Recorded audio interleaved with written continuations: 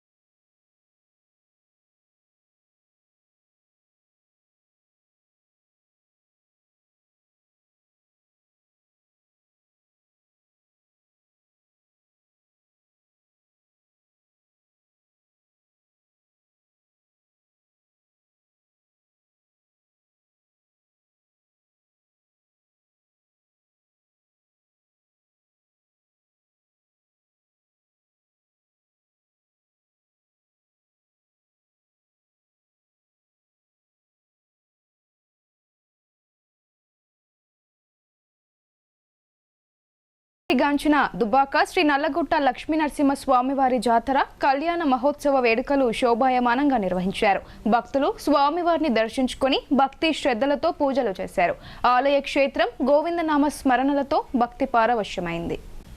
దర్పల్లి మండల పరిధిలోని దుబ్బాక గ్రామ శివార్లో గల నల్లగుట్ట శ్రీ లక్ష్మీ నరసింహ స్వామివారి జాతర మహోత్సవాన్ని ప్రతి ఏటా మాఘ పౌర్ణమి రోజు ఘనంగా నిర్వహిస్తారు. ఇందులో భాగంగా ఆలయ committee chairman Dorla Santosh Reddy, committee సభ్యులు, వీడీసీ, పంచాయతీ పాలకవర్గ సభ్యుల సమన్వయంతో ఈ వేడుకలకు అవసరమైన అన్ని ఏర్పాట్లు చేశారు. భక్తులకు ఎలాంటి అసౌకర్యం ఎదురవ్వకుండా జాగ్రత్తలు తీసుకున్నారు. శనివారం రాత్రి శ్రీ లక్ష్మీ నరసింహ స్వామివారి ఉత్సవ విగ్రహాలను గ్రామంలోని ప్రధాన వీధుల గుండా డప్పు చప్పులు, భజన కీర్తనల మధ్య ఊరేగించి నల్లగుట్ట ఆలయ క్షేత్రానికి తరలించారు. ఆదివారం ఉదయం శ్రీ లక్ష్మీ నరసింహస్వామి వారి కళ్యాణ మహోత్సవాన్ని ఆంగరంగ వైభవంగా నిర్వహించారు. ఆలయ అర్చకుడు ప్రవీణ్, ఇతర బ్రాహ్మణోత్తముల వేద మంత్రోచ్చరణల మధ్య యజ్ఞం, హోమం, ఇతర పూజా కార్యక్రమాలు నిర్వహించారు. అనంతరం స్వామివారి కళ్యాణ మహోత్సవాన్ని శాస్త్రోక్తంగా ఘనంగా జరిపించారు. జిల్లా నలుమూలల నుండి తరలి వచ్చిన భక్తులు నల్లగుట్ట ఆలయ క్షేత్రానికి చేరుకొని భక్తి శ్రద్ధలతో కళ్యాణాన్ని తిలకించారు.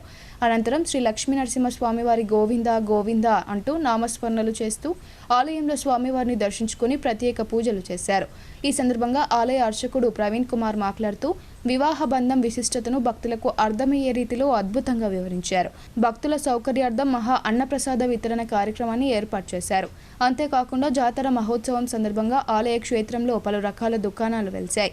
వివిధ ప్రాంతాల నుండి అధిక సంఖ్యలో తరలి వచ్చిన భక్తులు స్వామివారి దర్శనం అనంతరం పలు రకాల తినుబండారాలు, పిల్లలకు ఆటబొమ్మలు, గాజులు, ఇతర సామాగ్రి కొనుగోలు చేసి ప్రకృతి ఒడిలో ఆహ్లాదంగా గడిపారు. జాతర మహోత్సవాన్ని విజయవంతం చేసిన భక్తులకు, వీడీసీ సభ్యులకు, పంచాయతీ పాలక వర్గానికి ఆలయ కమిటీ చైర్మన్ దొర్ల సంతోష్ రెడ్డి కృతజ్ఞతలు తెలిపారు. ఈ కార్యక్రమంలో ఆలయ కమిటీ కార్యదర్శి మేస హరీష్, క్యాషియర్ కూర నర్సయ్య, సభ్యులు శంకర్ నాయక్, గంగారం, సాయిరెడ్డి తదితరులు పాల్గొన్నారు. మున్సిపల్ ఎన్నికల్లో బీఆర్ఎస్ బలాన్ని దెబ్బతీయడానికే తమ కార్యకర్తలను అరెస్టు చేస్తున్నారని మాజీ మంత్రి ఎమ్మెల్యే ప్రశాంత్ రెడ్డి, అర్బన్ మాజీ ఎమ్మెల్యే బిగాల గణేష్ గుప్తా అన్నారు. బీఆర్ఎస్ నాయకులు కార్యకర్తలను మానసికంగా వేధించడానికి కుట్ర పన్నుతున్నారన్నారు. మున్సిపల్ ఎన్నికల్లో బీఆర్ఎస్ బలాన్ని దెబ్బతీయడానికే తమ కార్యకర్తలను అరెస్టులు చేసి భయపడుతున్నారని మాజీ మంత్రి ఎమ్మెల్యే ప్రశాంత్ రెడ్డి, అర్బన్ మాజీ ఎమ్మెల్యే బిగ్గాల గణేష్ గుప్తాలు ఆరోపించారు. నిజామాబాద్ నగరంలోని పార్టీ కార్యాలయంలో ఆదివారం రోజు నిర్వహించిన మీడియా సమావేశంలో వారు మాట్లాడుతూ ప్రజాస్వామ్యంలో శాంతియుతంగా నిరసనలు తెలిపితే కావాలని అరెస్టులు చేస్తున్నారన్నారు. కేసీఆర్ ఎర్రవల్లి ఫామ్ హౌస్ లో ఉన్నాడని తెలిసి కూడా కావాలనే నందినగర్ ఇంట్లో అర్ధరాత్రి నోటీసులు గోడపై అంటించడం కక్షపూరిత చర్యేనని అన్నారు. మీడియా మిత్రులు తెలంగాణలోని ఎవరిని అడిగినా వినరాని తిట్టుదిడుతూ ఉన్నారు ఈ ముఖ్యమంత్రి. ఈ ప్రపంచంలోనే అత్యధిక తిట్లు తింటున్న ముఖ్యమంత్రి ఎవడు అంటే రేవంత్ రెడ్డి. ఎందుకు? ఆ రోజు ఎన్నికలప్పుడు ప్రతి మహిళకు 2,500 రూపాయలు గవర్నమెంట్ జాబిస్టుకు వేసినట్టు బ్యాంకులో వేస్తా అని చెప్పింది మొదటి తారీఖు నాడు. ఇప్పటికీ 2 సంవత్సరాలు 2 నెలలు అయిపోయింది. ఒక్క పైసా కూడా వల్లే ఏ మహిళకు కూడా. అట్లనే 2,000 పెన్షన్ 4,000 పెంచుతాను, పెంచలేదు. కళ్యాణ లక్ష్మి షాది ముబారక్లో తులం బంగారం ఇస్తాను, ఇయ్యలేదు. ఆడపిల్లలు చదువుకునే ఆడపిల్లలకు స్కూటీలు ఇస్తాను, ఇయ్యలేదు. రైతులకు 2 లక్షల రుణమాఫీ అని ఆశ పెట్టిండు, సగం మందికి ఎగ్గొట్టిండు. కేసీఆర్ 10,000 రైతు బంధు ఇస్తున్నాడు, నేను 15,000 ఇస్తా అన్నాడు. ఇప్పటికి 3 సార్లు ఎగ్గొట్టిండు ఆ 10,000. వడ్లకు 500 బోనస్ ఇస్తా అన్నాడు.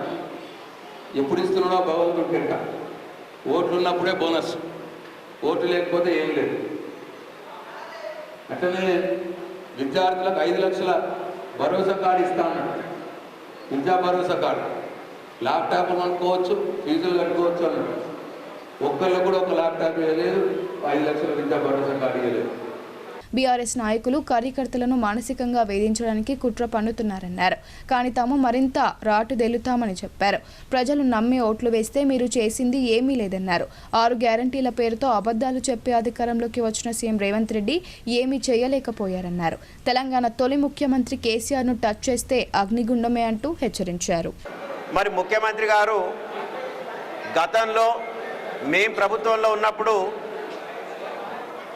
పదే పదే ప్రశ్నించేటోడు, ప్రతిపక్షాల గొంతు నొక్కుతున్నారని, నిరసన వ్యక్తం చేసేటటువంటి హక్కు మాకు లేదా అని ఇలాంటి ప్రశ్నలు సంధించినటువంటి రేవంత్ రెడ్డి గారు మరి ఆయన ఈరోజు ఏం చేస్తున్నాడు? మరి ఆయన బామ్మర్ది, ఆయన కుటుంబ సభ్యులు చేసినటువంటి స్కామ్లను, అది బొగ్గు స్కామ్ కావచ్చు, మరో స్కామ్ కావచ్చు, కృష్ణార్జునులైనటువంటి కేటీఆర్ గారు మరి హరీష్ రావు గారు ఆ స్కామ్లను బయటకు తీసి వారిని ప్రశ్నిస్తే వారి గొంతు నొక్కడం. ఒక సినిమా సీరియల్ లాగా ఆయన 18 తేదో దావోస్కి పోయిండు, అక్కడి నుంచి ముఖ్యమంత్రి గారు అమెరికా పోయిండు. నేను వచ్చే వరకు సినిమా నడిపేయండి రా బాబు అని చెప్పి ఒకరోజు హరీష్ రావు గారిని, మళ్ళీ 2-3 రోజులు గ్యాప్ ఇచ్చి కేటీఆర్ గారిని, మళ్ళీ 2-3 రోజులు గ్యాప్ ఇచ్చి సంతోష్ రావు గారిని, మళ్ళీ 2-3 రోజులు గ్యాప్ ఇచ్చి ఈరోజు మరి గత ముఖ్యమంత్రి కేసీఆర్ గారిని మరి సిట్టు విచారణకు పిలుస్తున్నారు. మరి ఏం చేసిందండి? ఎందుకు సిట్టు విచారణ పిలుస్తున్నారు? టెలిఫోన్ ట్యాపింగ్ అంటున్నారు. మరి టెలిఫోన్ ట్యాపింగ్ గతంలో నువ్వు పనిచేసినటువంటి చంద్రబాబు నాయుడు గారు ట్యాపింగ్ చేయలేదని చెప్పేసి నువ్వు ప్రమాణం చేస్తావా అని చెప్పేసి నేను రేవంత్ రెడ్డి గారికి సవాల్ విసురుతా ఉన్నా. గంజాయి స్మగ్లర్ల దాడిలో తీవ్రంగా గాయపడిన ఎక్సైజ్ కానిస్టేబుల్ సౌమ్య నిమ్స్ ఆసుపత్రిలో చికిత్స పొందుతూ శనివారం రాత్రి మృతి చెందారు. ఆమెను కాపాడడానికి చేసిన ప్రయత్నాలన్నీ విఫలమయ్యాయని, రాత్రి 9:41 సమయంలో మరణించారని నిమ్స్ అదనపు మెడికల్ సూపరింటెండెంట్ లక్ష్మీ భాస్కర్ వెల్లడించారు. నిజామాబాద్ జిల్లాలోని సౌమ్య స్వగ్రామం మోస్రాలో ఆదివారం సాయంత్రం అధికారిక లాంఛనాలతో అంత్యక్రియలు జరిగాయి. జనవరి 23న రాత్రి నిజామాబాద్ శివార్లోని మాధవ్ నగర్ సమీపంలో గంజాయి రవాణాను అడ్డుకుని ఎక్సైజ్ సిఐ స్వప్న, కానిస్టేబుల్ సౌమ్య ఇతర సిబ్బందితో కలిసి వెళ్లారు. ఈ నేపథ్యంలోనే కారులో వస్తున్న స్మగ్లర్లు వీరిని గమనించి తప్పించుకునే ప్రయత్నం చేశారు. సిఐ స్వప్న, సౌమ్య వారి కారును అడ్డుకునేందుకు యత్నించగా దుండగులు నేరుగా వీరిపైకే కారును పోనిచ్చారు. ఈ క్రమంలో స్వప్న తప్పించుకోగా సౌమ్యపైకి కారు ఎక్కించారు. తిరిగి రివర్స్ చేస్తున్న సమయంలో సౌమ్యపైకి మరోసారి ఎక్కించగా దీంతో ఆమె తీవ్రంగా గాయపడ్డారు. వెంటనే ఆమెను ప్రైవేట్ ఆసుపత్రికి తరలించగా కిడ్నీ స్ప్లీహం తొలగించారు. పరిస్థితి విషమిస్తుండటంతో జనవరి నెల 25వ తేదీన నిమ్స్ ఆసుపత్రికి తరలించారు. రాష్ట్ర ప్రభుత్వం సైతం అత్యవసర వైద్య సేవల కోసం 10 లక్షల రూపాయలను సైతం మంజూరు చేసింది. ఆసుపత్రిలో ఆమెకు వివిధ విభాగాల వైద్య నిపుణులు అత్యాధునిక చికిత్సలను అందించారు. అయినప్పటికీ ఆమె ప్రాణాలను కాపాడలేకపోయారు. మృతురాలి కుటుంబ సభ్యులకు నిమ్స్ యాజమాన్యం తరపున సానుభూతి తెలిపారు. మోస్రా గ్రామానికి తరలించిన సౌమ్య మృతదేహాన్ని రాష్ట్ర మంత్రి జూపల్లి కృష్ణారావు, రాష్ట్ర ప్రభుత్వ సలహాదారులు సుదర్శన్ రెడ్డి, పోచారం శ్రీనివాస్ రెడ్డి సందర్శించి నివాళులర్పించారు. ఈ సందర్భంగా సుదర్శన్ రెడ్డి మాట్లాడుతూ ఎక్సైజ్ కానిస్టేబుల్ సౌమ్య మృతి చెందడం బాధాకరమని సంతాపం ప్రకటించారు. గంజాయి స్మగ్లర్ల దాడిలో తీవ్రంగా గాయపడిన సౌమ్యను కాపాడుకునేందుకు ప్రభుత్వం అన్ని విధాలుగా కృషి చేసిందని, చికిత్స పొందుతూ మృతి చెందడం దురదృష్టకరమన్నారు. మత్తు పదార్థాల రవాణా, వినియోగంపై ప్రభుత్వం ఉక్కుపాదం మోపుతుందని, సౌమ్య మృతికి కారకులైన వారిపై కఠిన చర్యలు తీసుకుంటుందని అన్నారు. సౌమ్య కుటుంబానికి ప్రభుత్వం అన్ని విధాలుగా అండగా నిలుస్తుందని ప్రభుత్వ సలహాదారులు సుదర్శన్ రెడ్డి తెలిపారు. ఎన్నికల్లో ఓటమి భయంతోనే కాంగ్రెస్ ప్రభుత్వం మాజీ సీఎం కేసీఆర్ ను సీట్ విచారణ పేరుతో వేధింపులకు గురి చేస్తుందని దర్పల్లి మాజీ జెడ్పీటీసీ బాజిరెడ్డి జగన్ ఆరోపించారు. కాంగ్రెస్ ప్రభుత్వం ప్రజలకు ఇచ్చిన హామీలను నెరవేర్చకుండా కేసులు, విచారణల పేరుతో కాలయాపన చేస్తూ పబ్బం గడుపుకుంటున్నారని ఆయన మండిపడ్డారు.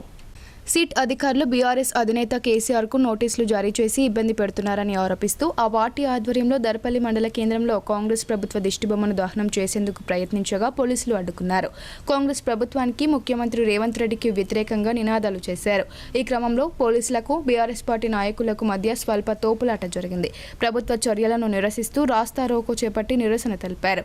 ఈ సందర్భంగా మాజీ జెడ్పీటీసీ బాజిరెడ్డి జగన్ మాట్లాడుతూ కాంగ్రెస్ ప్రభుత్వం పాలన చేతకాక ప్రతిపక్ష పార్టీల నాయకులపై కేసులు పెడుతూ ఇబ్బందులు పెడుతుందని ఆరోపించారు. ఎన్నికల సమయంలో కేసీఆర్ను ఇబ్బంది పెడితే కాంగ్రెస్ ప్రభుత్వం గెలుస్తుందని వారు పగటి కలలు కంటున్నారని ఆయన మండిపడ్డారు. కాంగ్రెస్ ఇచ్చిన హామీలను మరచి కేసుల పేరుతో కాలయాపన చేస్తుందని ఆగ్రహం వ్యక్తం చేశారు. ఈ కార్యక్రమంలో బీఆర్ఎస్ మండల అధ్యక్షుడు మైపాల్ యాదవ్, నాయకులు హనుమంత్ రెడ్డి, రాజ్పాల్ రెడ్డితో పాటు ఇతర నాయకులు, కార్యకర్తలు పాల్గొన్నారు. నాయకత్వం ఆధ్వర్యంలో మరి గ్రామాన కేసీఆర్ గారిని సిట్టు విచారణకు పిలిచిన నేపథ్యంలో, వారిని నిర్బంధిస్తున్నటువంటి నేపథ్యంలో నిజామాబాద్ రూరల్ నాయకుల ఆధ్వర్యంలో జరుగుతున్నటువంటి నిరసన కార్యక్రమాలు జోరుగా జరుగుతూ ఉన్నాయి. ఈరోజు అదే కార్యక్రమంలో భాగంగా దర్పల్లి హెడ్ క్వార్టర్స్లో కూడా మేము ఇక్కడ పెద్ద ఎత్తున కార్యక్రమాన్ని చేయడం జరిగింది. ఈరోజు కేసీఆర్ గారి పట్ల కానీ, కేటీఆర్ గారి పట్ల కానీ, మరి మా నాయకులు హరీష్ రావు గారి పట్ల కానీ, ఇతర బీఆర్ఎస్ పార్టీ నాయకులు ఈరోజు మున్సిపల్ ఎన్నికల్లో ఎక్కడ తిరిగి కాంగ్రెస్ పార్టీ బండారం బట్ట బయలు చేస్తారని భయపడి మరి రైతుల పట్ల, మహిళల పట్ల, మరి యువతుల పట్ల వారు ఇచ్చినటువంటి హామీలు ఇవ్వకపోగా మరి ఈరోజు మా నాయకులు మాట్లాడుతుంటే వారు నోరు నొక్కే ప్రయత్నం చేస్తూ ఉన్నారు. ఆ నోరు నొక్కే ప్రయత్నంలో భాగంగానే కేసీఆర్ గారిని నిర్బంధిస్తూ ఉన్నారు. దమ్ముంటే అరెస్ట్ చేసుకోండి, అరెస్ట్ ఎందుకు చేస్తలేరు?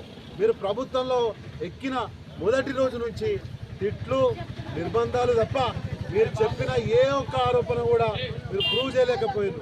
ఇందల్వాయి మండల కేంద్రంలో మాజీ ముఖ్యమంత్రి, బీఆర్ఎస్ పార్టీ అధినేత కేసీఆర్కు సీట్ నోటీసులు జారీ చేయడాన్ని నిరసిస్తూ బీఆర్ఎస్ పార్టీ మాజీ ఎమ్మెల్యే బాజిరెడ్డి గోవర్ధన్ ఆదేశాలతో మండల పార్టీ ప్రెసిడెంట్ చిలివేరి దాస్, మాజీ ఎంపీపీ రమేష్ నాయక్ ఆధ్వర్యంలో శాంతియుతంగా ధర్నా చేశారు.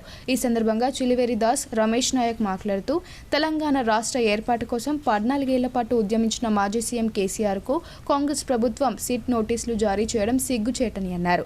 రాజకీయ లబ్ధి కోసం నోటీసుల పేరుతో వేధింపులకు పాల్పడుతుందని ఆగ్రహం వ్యక్తం చేశారు. తక్షణమే ఈ చర్యలను ఉపసంహరించుకోవాలని వారు డిమాండ్ చేశారు. ఈరోజు మండల్ వైజ్గా అన్ని గ్రామాలలో నిరసన కార్యక్రమాలు చేపట్టడం జరిగింది. కేటీఆర్ మరియు గోవన్న గారి ఆదేశాల మేరకు ప్రతి గ్రామంలో ఉదయం 9 గంటల నుంచి 11 గంటల మధ్యలో నిరసన కార్యక్రమాలు చేపట్టడం జరిగింది. దీన్ని కేసీఆర్ గారికి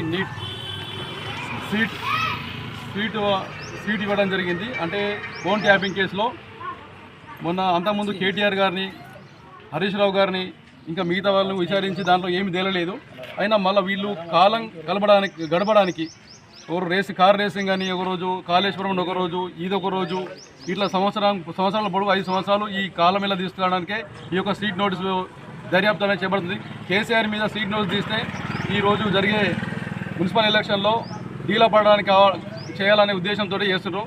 సిరికొండ మండల కేంద్రంలో BRS party rural in charge Bajireddy Jaganmohan పిలుపు మేరకు తెలంగాణ చౌరస్తా వద్ద టీఆర్ఎస్ పార్టీ మండల అధ్యక్షుడు నారబోయిన శ్రీనివాస్ ఆధ్వర్యంలో ముఖ్యమంత్రి రేవంత్ రెడ్డి దిష్టిబొమ్మ దగ్ధం చేశారు.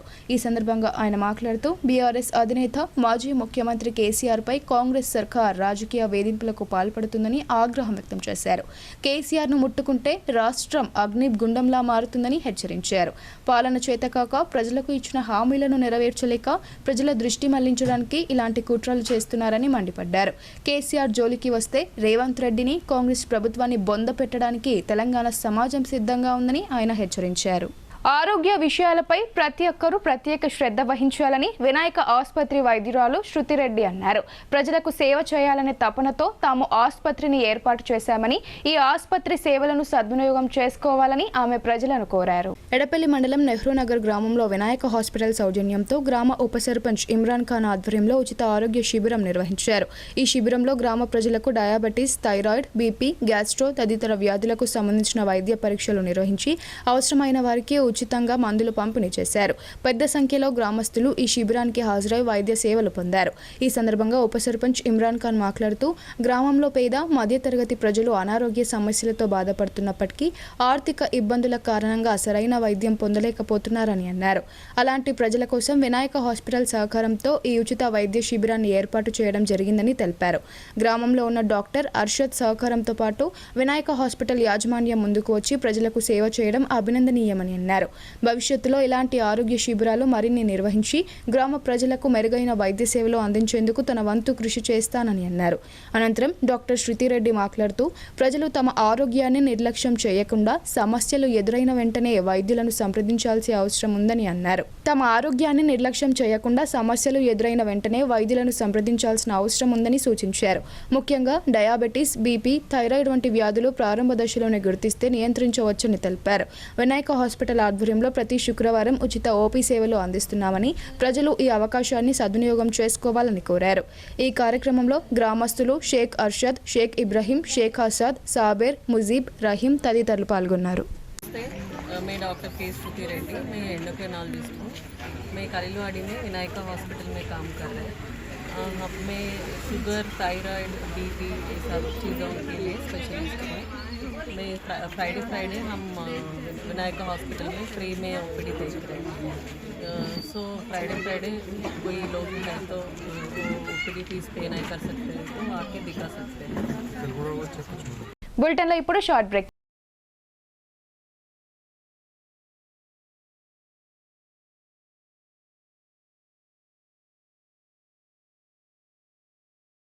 తెలంగాణలో మొట్టమొదటిసారిగా అధునాతన పద్ధతిలో నరాల, మానసిక, sex, alcohol, fits treatment, AC intensive care unit ఇప్పుడు మన నిజామాబాద్ లో doctor B Keshavulu MD psychiatry Osmania గారి ఆధ్వర్యంలో అన్ని సదుపాయాలు గల అత్యాధునిక అతిపెద్ద హాస్పిటల్ ప్రారంభించబడ్డది. గమనిక, ఆధునిక ఏసీ వార్డు, అత్యంత విశాలమైన భవనం, అన్ని నరాల మానసిక సమస్యలకు మరియు ఆల్కహాల్ ను మాన్పించుటకు అడ్మిషన్స్ సౌకర్యం గల తెలంగాణలోనే అతిపెద్ద hospital doctor Keshavulu hospital, bus stand ఎదురుగా లైన్, ఖలీల్వాడి. తక్కువ ఖర్చుతో హైదరాబాద్ స్థాయి అత్యాధునిక వైద్య సదుపాయం కావాలనుకుంటున్నారా? అయితే సంప్రదించండి బండారి గ్రూప్, విజయలక్ష్మి హాస్పిటల్, ఖలీల్వాడి, నిజామాబాద్. గర్భం దాల్చకపోవడం, గర్భం నిలవకపోవడం, గర్భాశయం ద్వారం మూసుకుపోవడం, గర్భాశయం నందు గోడలు, అండాశయంలో నీటి బుడగలు మొదలగు వ్యాధులకు డాక్టర్ బండారి సుజాత ఎండి డీజీఓ గారు లాప్రోస్కోపీ ద్వారా ప్రత్యేక చికిత్స చేయబడును. గర్భిణీ స్త్రీలలో ఫిట్స్, అధిక రక్తపోటు, ఆస్తమా, మధుమేహం, ఉమ్మనీరు తక్కువ, ట్యూబ్లో ప్రెగ్నెన్సీ వంటి అధిక ప్రమాదకరమైన కేసులకు చికిత్స చేయబడును. Normal delivery, caesarean section, hysterectomy, tubectomy, laparoscopy, hysteroscopy సౌకర్యం కలదు. పిల్లలు పుట్టకుండా ఆపరేషన్ చేసుకున్న వారికి తిరిగి సంతానం కొరకు సంప్రదించగలరు.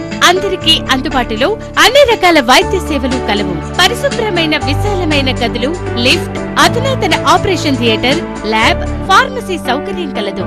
ప్రతి శుక్రవారం ఉచితంగా చూడబడును. రాష్ట్ర ప్రభుత్వ ఉద్యోగులకు రీయింబర్స్మెంట్ సౌకర్యం కలదు. సంప్రదించండి doctor Bandari Sujatha, Bandari group, Vijayalakshmi hospital, Rajiv Gandhi auditorium దగ్గర, రెడ్ క్రాస్ బ్లడ్ బ్యాంక్ ఎదురు సందులో, ఖలీల్వాడి, నిజాం. Welcome back. కేంద్ర ప్రభుత్వ ఫాసిస్టు విధానాలకు వ్యతిరేకంగా బలమైన ప్రజా ఉద్యమాలను నిర్మిద్దామని సిపిఐఎంఎల్ మాస్ లైన్ రాష్ట్ర కార్యదర్శి పోటు రంగారావు పిలుపునిచ్చారు. కేంద్రంలోని నరేంద్ర మోడీ ప్రభుత్వం ప్రశ్నించే వ్యక్తులను, శక్తులను, ప్రతిపక్షాలను నిర్బంధానికి గురి చేస్తుందన్నారు. తమ విధానాలను నిరసించిన వారిపై సిబిఐ, ఈడీలను ఆయుధాలుగా మార్చుకుందన్నారు. సిపిఐఎంఎల్ మాస్ లైన్ రాష్ట్ర నాయకులు కర్ణాటి యాదగిరి ప్రథమ వర్ధంతి సభను పార్టీ అర్బన్, రూరల్ జిల్లా కమిటీల ఆధ్వర్యంలో జిల్లా కేంద్రంలో శ్రీ వెంకటేశ్వర కళ్యాణ మండపంలో నిర్వహించారు. ముందుగా పార్టీ శ్రేణులు యాదగిరన్న, అనసూయక్క చిత్రపటాలకు పూలమాలలు వేసి 2 నిమిషాలు మౌనం పాటించి నివాళులర్పించారు. ఈ సంతాప సభకు CPIML mass line Nizamabad urban, rural జిల్లా కార్యదర్శులు వనమాల కృష్ణ, వి ప్రభాకర్లు అధ్యక్షత వహించారు. ముఖ్య వక్తగా హాజరైన పార్టీ రాష్ట్ర కార్యదర్శి పోటు రంగారావు మాట్లాడుతూ యాదగిరన్న ఉమ్మడి నిజామాబాద్ జిల్లాలో విప్లవ కమ్యూనిస్టు పార్టీ నిర్మాణంలో చురుకైన పాత్ర వహించాడన్నారు. ఉద్యమమే వృత్తిగా, ప్రవృత్తిగా ఆదర్శ కమ్యూనిస్టుగా బ్రతికిన కర్ణాటి యాదగిరన్నకు సిపిఐఎంఎల్ మాస్ లైన్ తెలంగాణ రాష్ట్ర కమిటీ విప్లవ జోహార్లు అర్పిస్తుందన్నారు. కేంద్రంలోని నరేంద్ర మోడీ ప్రభుత్వం ప్రశ్నించే వ్యక్తులను, శక్తులను, ప్రతిపక్షాలను నిర్బంధానికి గురి చేస్తుందన్నారు.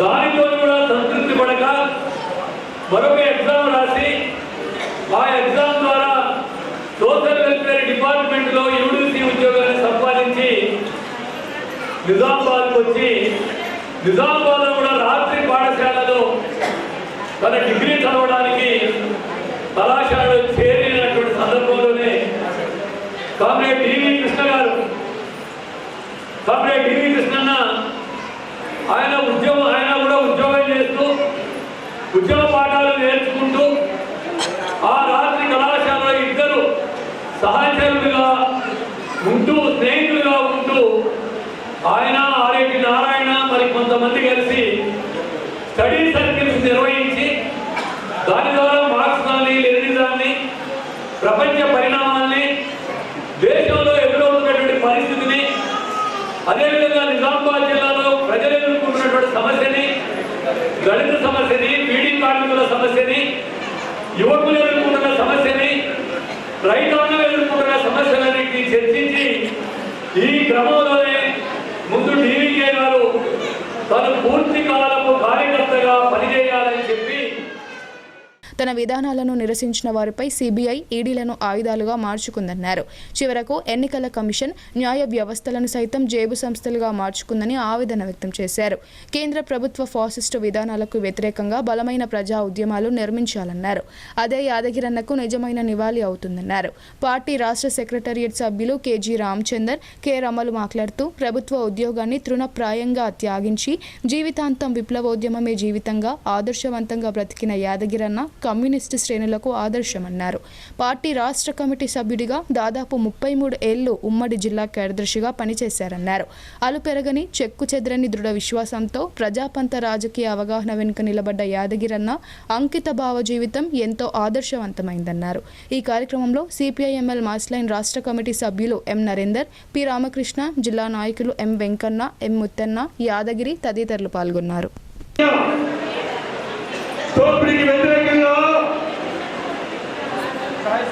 ఆ చుట్టుపక్కల గ్రామాల్లో రైతాంగాన్ని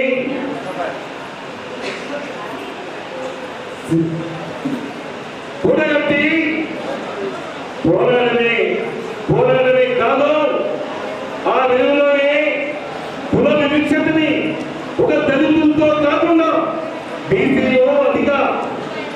బీసీలు అగ్రవర్ణాలని సమీకరించి ఇది ఈ అన్యాయం అని చెప్పేసి ఈరోజు ఆ రోజు పోరాటంలో ఎత్తులలో నిర్మించినప్పుడు జ్ఞానిల ఒకడు. అంతేకాదు మన బుంకంపల్లి గ్రామంలో ల్యాండ్ సీలింగ్ పల్లెల భూముల్ని భూస్వామి వెంకట్లో రాజేస్తే వాటిని యాదగిరన్న నాయకత్వంలో పోరాడి ఆ దళితులుగా భూములు దక్కే విధంగా తీసుకున్నారు. అంతేకాదు ఒక మాట చెప్పాలంటే నిజాంత నాయకత్వం పరిరక్షణ కోసం యాదగిరన్న ఒక సంఘంతోని, ఒక పార్టీతోని ఇది సాధ్యం కాదు, ఐక్య ఉద్యమాలకు శాంతి పలకాలి, ఐక్య ఉద్యమాన్ని ప్రయత్నించాలి అని చెప్పేసి ఆ రోజుల్లోనే బోధంలో 10,000 మంది రైతాంగాన్ని ఈ నిజాం కార్యకర్తల కేంద్ర ఆర్థిక శాఖ మంత్రి నిర్మలా సీతారామన్ ప్రవేశపెట్టిన బడ్జెట్ పేద మధ్యతరగతి ప్రజలకు నిరాశపరిచిందని జిల్లా సిపిఎం కమిటీ ఆగ్రహం వ్యక్తం చేసింది. ప్రధానంగా ఈ బడ్జెట్లో పేద మధ్యతరగతి ప్రజలకు ఎటువంటి సౌకర్యాలను పెంచలేదని, నిత్యావసర సరుకుల ధరలను అదుపు చేయడానికి ఏ రకమైన చర్యలు చేపట్టలేదని పేర్కొంది. పార్లమెంట్లో బీజేపీ ప్రభుత్వం ఆర్థిక శాఖ మంత్రి నిర్మలా సీతారామన్ ప్రవేశపెట్టిన కేంద్ర బడ్జెట్ పూర్తిగా సాధారణ పేద మధ్యతరగతి ప్రజలను నిరాశపరిచిందని సిపిఎం జిల్లా కార్యదర్శి రమేష్ బాబు ఆరోపించారు. ప్రధానంగా ఈ బడ్జెట్లో పేద మధ్యతరగతి ప్రజలకు ఎటువంటి సౌకర్యాలను పెంచలేదని, నిత్యావసర సరుకుల ధరలను అదుపు చేయడానికి ఏ రకమైన చర్యలు చేపట్టలేదని ఆయన అన్నారు. అదేవిధంగా నిరుద్యోగ సమస్యను పరిష్కరించడానికి, కొత్తగా ఉపాధి అవకాశాలను పెంచడానికి పరిశ్రమలు కానీ ప్రాజెక్టులు కానీ ప్రతిపాదించడం జరగలేదని, ఇప్పటికే ఏఐ లాంటి సాంకేతిక విధానాల వల్ల అనేక మంది ఉపాధి అవకాశాలు సన్నగిల్లే పరిస్థితులు వచ్చాయని, గత కొద్ది రోజుల క్రితమే అమెజాన్ సంస్థలో 16,000 మంది ఉపాధిని తొలగించిందని ఆయన అన్నారు. అదేవిధంగా గ్రామీణ పేదలకు మహాత్మా గాంధీ జాతీయ గ్రామీణ ఉపాధి హామీ పథకం ద్వారా ఉపాధి పొందే పథకాన్ని గాంధీ పేరు తొలగించారు తప్ప కొత్తగా నిధులను పెంచలేదని, పైగా ఉపాధి తగ్గే పరిస్థితులు ఏర్పడ్డాయని ఆయన అన్నారు. అదేవిధంగా రైతాంగానికి లబ్ధి చేకూర్చే పద్ధతిలో ఎరువుల తయారీకి కానీ, సబ్సిడీలకు కానీ, విత్తనాలను అందించడానికి కానీ ఈ బడ్జెట్లో ఏ రకమైన ప్రతిపాదనలు లేవని అన్నారు. కేంద్ర ప్రభుత్వం ఈరోజు పార్లమెంట్లో ప్రవేశపెట్టినటువంటి బడ్జెట్ పూర్తిగా సాధారణ పేద మధ్యతరగతి ప్రజానికానికి నిరాశపరిచే బడ్జెట్గా ఉన్నది. నిర్మలా సీతారామన్ గారి బడ్జెట్ ఈ దేశంలో ఉన్నటువంటి ప్రజలు ఎంతో ఆశతో ఎదురు చూసినటువంటి పరిస్థితుల్లో వారి ఆశలు అడియాశలు చేశారు ఈరోజు కేంద్ర ప్రభుత్వం, నరేంద్ర మోడీ ప్రభుత్వం. ప్రధానంగా ఈ బడ్జెట్లో సాధారణ మధ్యతరగతి ప్రజల యొక్క ఆదాయ పన్ను సరళీకరణ చేశామనే పద్ధతుల్లో ప్రకటనలు ఇస్తున్నప్పటికీ సాధారణ ప్రజలకి ఒనగూరిందేమీ లేదు అనేటువంటిది మేము భావిస్తా ఉన్నాం. అదేవిధంగా ఈరోజు ధరల్ని అదుపు చేయడానికి కానీ, నిరుద్యోగ సమస్యను పరిష్కరించడానికి కానీ ఈ బడ్జెట్లో ఏ రకమైనటువంటి ప్రతిపాదనలు లేవు. ఏఐ సాంకేతిక పరిజ్ఞానం మూలంగా ఇప్పటికే అనేక మంది ఉపాధి అవకాశాలు కోల్పోతున్నటువంటి పరిస్థితి. గత నెల రోజుల్లోనే ఒక్క అమెజాన్ కంపెనీలో 16,000 మందికి పైగా ఉద్యోగులు ఈరోజు ఉపాధి కోల్పోయి రోడ్డున పడినటువంటి పరిస్థితి ఉన్నది. ఈ బడ్జెట్లో నిరుద్యోగ సమస్య పరిష్కారానికి కొత్త పరిశ్రమలు కానీ, కొత్త ప్రాజెక్టులు కానీ ఏమీ పెట్టినటువంటి పరిస్థితి లేదు. అదేవిధంగా ఈరోజు ఉపాధి హామీ పథకం పేరు మార్చారు, మహాత్మా గాంధీ పేరును తొలగించారు తప్ప ఉపాధి హామీ గ్రామీణ పేదలకు ఉపాధిని కల్పించడానికి బడ్జెట్లో నిధులు పెద్దగా పెంచినటువంటి పరిస్థితి లేదు. ఇప్పటికే అనేక మంది పేదలు ఈరోజు పని లేక ఆర్థిక ఇబ్బందులతో సతమతమవుతా ఉన్నారు. మరోవైపు ఈరోజు రైతులకి సకాలంలో ఎరువులు అందించలేనటువంటి పరిస్థితుల్లో ఆ రైతాంగాన్ని ఆదుకోవటానికి ఎరువుల్ని మరింత సబ్సిడీని పెంచి అందరికీ సరిపడా ఇవ్వటానికి ఈ బడ్జెట్లో ఏ రకమైనటువంటి ప్రతిపాదనలు పెట్టినటువంటి పరిస్థితి లేదు.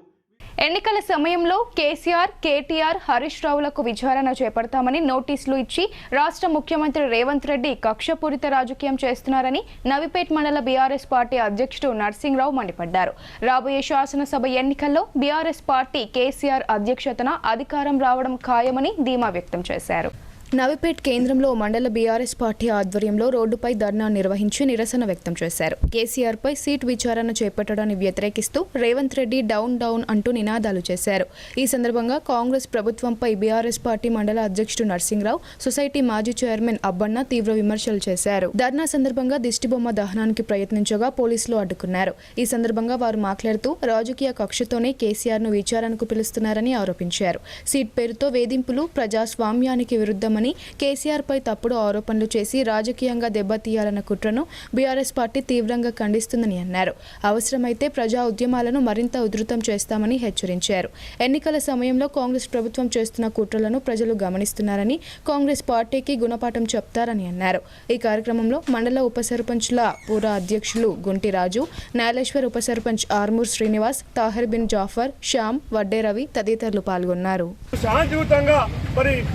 ముఖ్యమంత్రి మాజీ ముఖ్యమంత్రి కేసీఆర్ గారికి ఈ విధంగా జరుగుతూ ఉంటే అన్యాయం జరుగుతూ ఉన్నాయని శాంతియుతంగా ధర్నా చేస్తూ ఉంటే టీఆర్ఎస్ నాయకుల మీద మరి ఈరోజు అక్రమంగా శాంతియుతంగా చేస్తుంటే పోలీసు వాళ్ళు అడ్డుకోవడం అనేది ఈ దుర్మార్గ చర్యము. ప్రభుత్వానికి తొత్తు కాస్తూ ఉన్నారు ఇవాళ పోలీసు వాళ్ళు. మేము ప్రజల పక్షాన మాట్లాడుతూ ఉన్నాము, ప్రజలను కోరుతూ మాట్లాడుతూ ఉన్నాము, ప్రజలు శాంతియుతంగా ఇలా ధర్నా చేస్తూ ఉన్నాము. ఏది మాట్లాడినా శాంతియుతంగా మా కేసీఆర్ గారు చెప్పారు, మీరు ఏది ఇచ్చినా నేను వస్తా అని చెప్పాను. ఆ విధంగా ఎక్కడిదెక్కడ కేసులు పెట్టుకుంటా, ఎక్కడిదెక్కడ అరెస్ట్ చేసుకుంటా, ఎక్కడిదెక్కడ కౌశల్ రెడ్డిని అరెస్ట్ చేస్తారు, వాటి కేటీఆర్ని అరెస్ట్ చేస్తారు, హరీష్ రావుని అరెస్ట్ చేస్తారు. కిల్లా డిచ్పల్లి రామాలయ బ్రహ్మోత్సవాలు నేత్ర పర్వంగా సాగుతున్నాయి. 3వ రోజు భక్తజన సందోహం మధ్య శ్రీ సీతా రామచంద్ర స్వామి వారికి గరుడ సేవ నిర్వహించారు. డిచ్పల్లి మండల పరిధిలోని కిల్లా డిచ్పల్లి గ్రామం భక్తి పారవశ్యమైంది. పురాతన శ్రీ సీతా రామాలయ బ్రహ్మోత్సవాల్లో భాగంగా 3వ రోజు గ్రామంలోని ప్రధాన వీధుల గుండా ఊరేగింపుగా గరుడ సేవ నిర్వహించారు. అత్యంత భక్తి శ్రద్ధలతో మహిళలు మంగళహారతులతో ముందుకు సాగగా ఆలయ అర్చకులు ప్రత్యేక పూజలు నిర్వహించి అభిషేకాలు చేశారు. గరుడ సేవ చేసిన వారికి శ్రీ సీతారామస్వామి ఆశీస్సులతో కొంగు బంగారమై కోరికలు నెరవేరుతాయని భక్తుల నమ్మకం. ఈ ఊరేగింపు సందర్భంగా భక్తులు నీరాజనాలు పలికారు.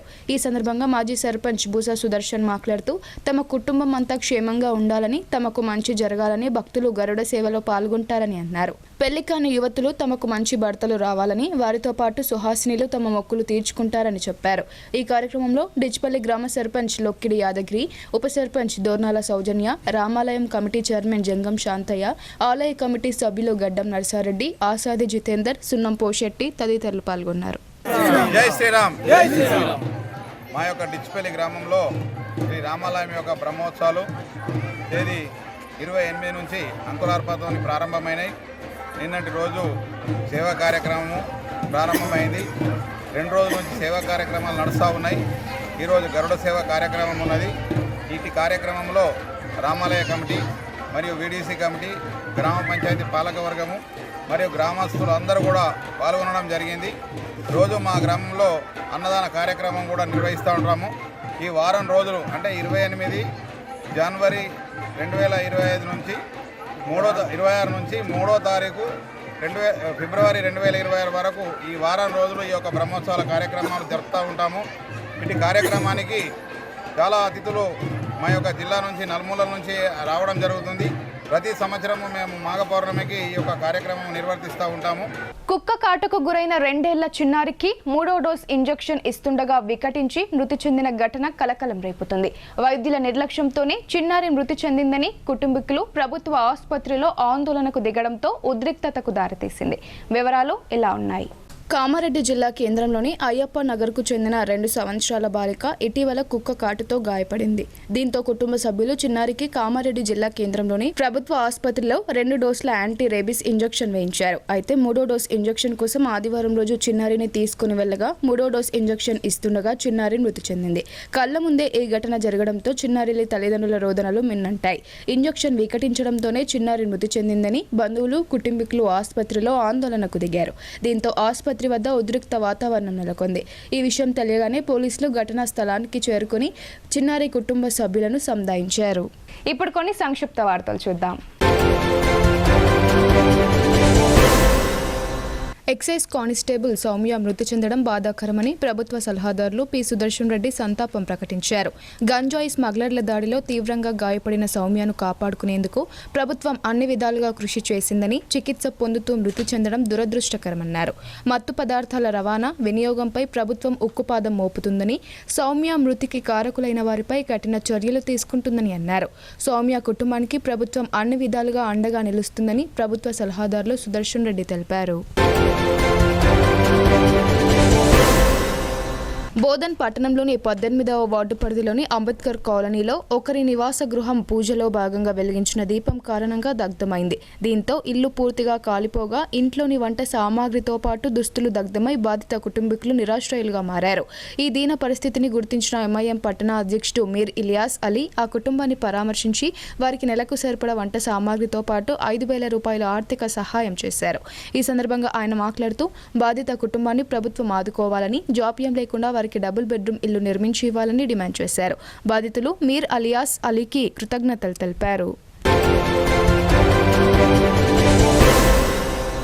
బీఆర్ఎస్ పార్టీ అధినేత మాజీ ముఖ్యమంత్రి కేసీఆర్కు సీట్ నోటీసులు జారీ చేయడాన్ని బీఆర్ఎస్ పార్టీ శ్రేణులు నిరసించాయి. రుద్రూరు మండల కేంద్రంలోని బస్టాండ్ ప్రాంగణంలో ఆందోళన చేపట్టారు. సీఎం రేవంత్ రెడ్డి దిష్టిబొమ్మ దహనానికి ప్రయత్నించగా పోలీసులు అడ్డుకున్నారు. దీంతో ఆగ్రహించిన నేతలు ప్రధాన రహదారిపై బైఠాయించి రాస్తారోకో నిర్వహించారు. ఈ సందర్భంగా మండల బీఆర్ఎస్ పార్టీ ఇన్ఛార్జ్ గాన్ల మధు, నాయకులు కొత్తపల్లి రవికిరణ్ మాట్లాడుతూ కాంగ్రెస్ ప్రభుత్వం పాలన చేతకాక ప్రజలకు ఇచ్చిన హామీలు నెరవేర్చలేక ప్రజల దృష్టి మళ్లించడానికి కేసీఆర్పై రాజకీయ వేధింపులకు పాల్పడుతుందన్నారు. ప్రభుత్వం కక్ష సాధింపు చర్యలు ఆపాలని డిమాండ్ చేశారు. ఈ కార్యక్రమంలో బీఆర్ఎస్ పార్టీ నాయకులు డౌర్ సాయిలు, షేక్ సలీం, నీరడి సాయిలు తదితరులు పాల్గొన్నారు. మాజీ ముఖ్యమంత్రి కేసీఆర్కు సీట్ నోటీసులు ఇవ్వడాన్ని కక్ష సాధింపు రాజకీయాలకు నిదర్శనమని కోటగిరి మండల బీఆర్ఎస్ పార్టీ నాయకులు కాంగ్రెస్ ప్రభుత్వంపై మండిపడ్డారు. ఎన్నికల్లో ప్రజలకు ఇచ్చిన హామీలు అమలు చేయాలని ప్రశ్నిస్తే బీఆర్ఎస్ నాయకులకు సీట్ నోటీసులు జారీ చేస్తున్నారని అన్నారు. కోటగిరి మండల కేంద్రంలో మండల బీఆర్ఎస్ నాయకులు నల్ల బ్యాడ్జీలు ధరించి బస్టాండ్ ఎదుట ధర్నా రాస్తారోకో చేపట్టారు. ఈ సందర్భంగా ఆ పార్టీ నాయకుడు తేళ్ల రవికుమార్ మాట్లాడుతూ కాంగ్రెస్ ప్రభుత్వం ఒకవైపు ఎన్నికల నోటిఫికేషన్ ఇస్తూ మరోవైపు బీఆర్ఎస్ నాయకులకు సీట్ నోటీసులు ఇస్తూ ప్రజలకు పక్కదోవ పట్టిస్తుందని అన్నారు. ఎన్ని రాజకీయ కుట్రలు చేసినా రానున్న 2 ఏళ్ల తర్వాత తెలంగాణలో బీఆర్ఎస్ ప్రభుత్వం అధికారంలోకి రావడం ఖాయమని ధీమా వ్యక్తం చేశారు. ఈ కార్యక్రమంలో మండల బీఆర్ఎస్ నాయకులు మోరె కిషన్, తేళ్ల రవికుమార్, దేవేందర్, శంకర్ గౌడ్ తదితరులు పాల్గొన్నారు. కేసీఆర్ను సీట్ విచారణ పేరుతో ఉద్దేశపూర్వకంగానే వేధిస్తున్నారని బీఆర్ఎస్ నాయకులు ఆరోపించారు. కమర్పల్లి మండలం హాసకొత్తూరు గ్రామంలో కేసీఆర్ను సీట్ విచారణ పేరుతో వేధింపులకు గురి చేయడాన్ని నిరసిస్తూ రాజకీయ పార్టీ నాయకులు రాష్ట్ర ప్రభుత్వ దిష్టిబొమ్మను దగ్ధం చేశారు. ఈ సందర్భంగా వారు మాట్లాడుతూ అభివృద్ధిని మరిచి కాలయాపన చేస్తూ ఇచ్చిన హామీలన్నీ తుంగలో తొక్కుతూ కాలం గడుపుతున్నారని అన్నారు. రాష్ట్ర ప్రభుత్వం ఇకనైనా మాయమాటలు చెప్పడం మానేసి అభివృద్ధి వైపు మొగ్గు చూపాలని హితవు పలికారు. ఈ కార్యక్రమంలో బీఆర్ఎస్ గ్రామ శాఖ అధ్యక్షుడు తెడ్డు కిరీటి, మాజీ సర్పంచ్ ఏనుగు రాకేశ్వర్ తదితరులు పాల్గొన్నారు. టెలిఫోన్ ట్యాపింగ్ కేసులో మాజీ ముఖ్యమంత్రి కేసీఆర్ను సీట్ అధికారులు విచారణ చేస్తే తప్పేంటని, తప్పు చేయనప్పుడు టీఆర్ఎస్ నాయకులకు భయం ఎందుకని టీపీసీసీ అధికార ప్రతినిధి బాసా వేణుగోపాల్ యాదవ్ ప్రశ్నించారు. కమర్పల్లి మండల కేంద్రంలోని కాంగ్రెస్ పార్టీ కార్యాలయంలో ఏర్పాటు చేసిన మీడియా సమావేశంలో ఆయన మాట్లాడారు. బీఆర్ఎస్ పార్టీ నేత కేసీఆర్ను రాజకీయ వేధింపులకు గురి చేస్తున్నారని, కేసీఆర్ ఆత్మ అభిమానాన్ని దెబ్బతీస్తున్నారని బీఆర్ఎస్ పార్టీ గగ్గోలు పెడుతుందని అన్నారు. ఎవరి ఆత్మాభిమానాన్ని ఎవరు కాలరాశారో టెలిఫోన్ ట్యాపింగ్ రూపంలో తెలిసిపోయిందన్నారు. ముఖ్యమంత్రి రేవంత్ రెడ్డి దిష్టిబొమ్మలను టీఆర్ఎస్ పార్టీ నాయకులు దగ్ధం చేయడాన్ని తీవ్రంగా ఖండించారు. టీఆర్ఎస్ పాలనను బొందపెట్టి మీ దిష్టిబొమ్మలను తెలంగాణ ప్రజలు పాతాళ లోకంలో పెట్టారని, అయినా బుద్ధి లేకుండా మాట్లాడుతున్నారని విమర్శించారు. 10 ఏళ్ల కేసీఆర్ పాలనలో జడ్జిలు, ప్రతిపక్ష పార్టీల నాయకులు, జర్నలిస్టులు, సెలబ్రిటీలు, వ్యాపారుల ఫోన్లను ట్యాపింగ్ చేసి అవినీతికి పాల్పడ్డారని ఆగ్రహం వ్యక్తం చేశారు. టెలిఫోన్ ట్యాపింగ్ రూపంలో వ్యక్తిగత హక్కులకు భంగం కలిగించే విధంగా వ్యవహరించిన వాళ్లను కాంగ్రెస్ ప్రభుత్వం వదిలిపెట్టబోదని హెచ్చరించారు. ఈ సమావేశంలో గ్రామ కాంగ్రెస్ కమిటీ అధ్యక్షుడు గణేష్ గౌడ్, వెమ్లవాడ జగదీష్, దాసరి రాకేష్, నల్ల సాయి కుమార్, కిషన్ గౌడ్ తదితరులు పాల్గొన్నారు. వార్తలు ముగించాము.